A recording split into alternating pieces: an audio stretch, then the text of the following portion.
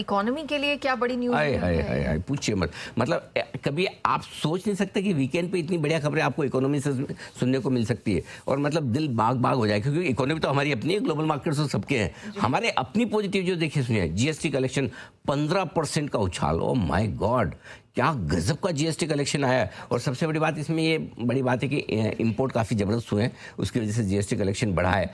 जो भी हो, लेकिन अल्टीमेटली सरकार के खाते में इतने पैसे तो आए हैं। नंबर 1, 2 लाख करोड़ के ऊपर का जीएसटी कलेक्शन निकला है।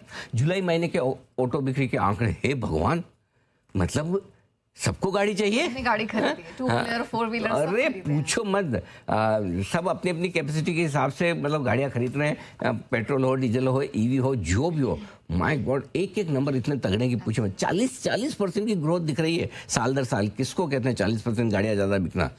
विदेशों में 4% नहीं बिकती साल भर में, वैसा हाल है। इसके अलावा FCNR डिपॉजिट, माय गॉड क्या नंबर। याद है पिछली बार हमने जब डिस्कस किया था $20 बिलियन के आसपास से, 18-20 बिलियन डॉलर, $40 बिलियन आ चुके हैं। और जिस स्पीड से आ रहे हैं, अगर सितंबर तक RBI इस स्कीम को जारी रखेगा तो आराम से 80-100 बिलियन तक जा सकता है ये आंकड़ा। अब वो बीच में ब्रेक लगा दे, रोक दे, भाई हो गया, भाई हमें और नहीं चाहिए।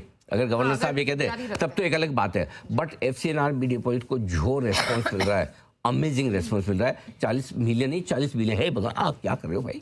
40 बिलियन करो, बड़ा सोचो। बिलियन, मिलियन नहीं, बिलियन। 40 बिलियन आ चुके हैं, ये बढ़ा जाए। जून के महीने के फिस्कल डेफिसिट के आंकड़े भी घटकर आए, तो वित्तीय घाटा कम हो रहा है आपका। ओवरऑल ठीक है, जो 6 महीने की शुरुआत है वो ठीक है, इनलाइन है। तो ये भी नंबर आपका अच्छा है, जो परेशान करने वाला नहीं है। इसके अलावा 4 महीनों में FPIs की 20,000 करोड़ की खरीदारी है 4 महीनों बाद।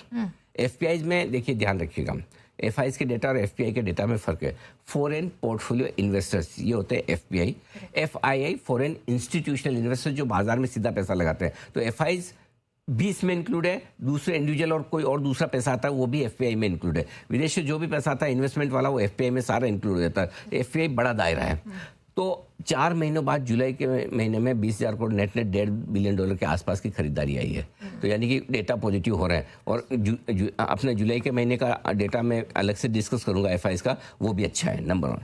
ठीक है। इसके बाद मॉनसून की अच्छी प्रोग्रेस हो रही है। अब तो हालत ये कि कम मॉनसून से हम बाढ़ वाली सिचुएशन में ज़्यादातर जगह में जा रहे हैं। हालांकि वो भी अच्छी बात ही, नहीं आना और ज़्यादा आना दोनों ही खराब है, लेकिन फिर भी प्रोग्रेस ठीक हो रही है। आखिर में रुपए में रिकवरी होती दिख रही है। जो 96 के पास जाकर डराने की कोशिश कर रहा था आपको, 40 पैसे दूर रह गया था लाइफ फ्लो से, अब रिकवरी के मूड में आता दिख रहा है। तो कमज़ोर क्रूड, बढ़ता रुपया, फिजिकल डेफिसिट के लिए और बढ़िया। तो इकोनॉमी के मोर्चे पर एक नहीं, पूरी 7 खबरें आपके लिए अच्छी। ओके, लेकिन अब मार्केट के मोर्चे पर पॉजिटिव बिल्कुल firing on all cylinders. Airplane में 2 सिलेंडर होता है, हमारे पास 3 है, 3 इंजन है। तीसरा इंजन है मार्केट का।